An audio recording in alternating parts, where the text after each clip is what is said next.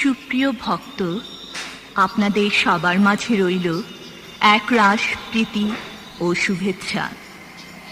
আজ থেকে প্রায় 267 বছর আগের কথা। সমগ্র মানব পাপের কারাগারে বন্দী হয়ে অশান্তিময় জীবন যাপন করছিল। আর তখন পৃথিবীতে আবির্ভাব হল এক মহামানবের।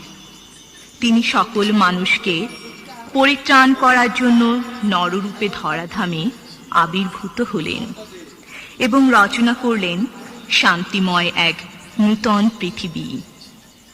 বাংলা 1137 সালে, ইংরেজি 1730 খ্রিস্টাব্দে পশ্চিমবঙ্গের অন্তর্গত বারাসাত জেলার অধীনে কাঁকড়া কচুয়া গ্রামে রামকানাই ঘোষাল মহাশয়ের ঔরসে কমলা দেবীর গর্ভে কলিযুগের আরেক অবতার মহাযোগী বাবা লোকনাথ ব্রহ্মচারীর জন্ম হয়। দাপর যুগে কংসের কারাগারে জন্মগ্রহণ করেছিলেন একজন পুণ্যপুরুষ শ্রীকৃষ্ণ, যিনি আবির্ভূত হয়ে অত্যাচারীদের ধ্বংস করেছিলেন, ধর্মের গ্লানি মুক্ত করে প্রতিষ্ঠা করেছিলেন ধর্মরাজ্য। তেমনি লোকনাথ বাবার পদচিহ্নে ধন্য হয়েছিল বারুদি গ্রাম। বাংলা 1297 সালের 19শে জ্যৈষ্ঠ বাবার দীর্ঘ 160 বৎসরের অলৌকিক জীবনের সমাপ্তি হয়। আজ তিনি তার পার্থিব স্থূল শরীরে আমাদের মধ্যে নেই, কিন্তু তার ভক্তগণের হৃদয়ে তিনি চিরজাগ্রত।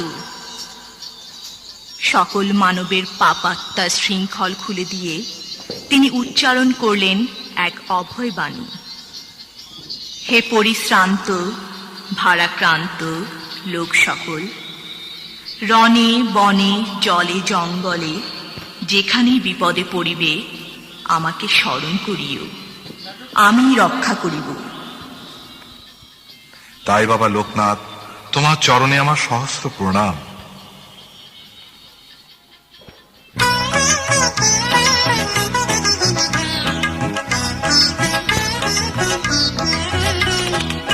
চরণে হাজারো প্রণাম বাবা, সে চরণে হাজারো প্রণাম। জনম দুঃখী আমি একজন মানিয়ে প্রণাম।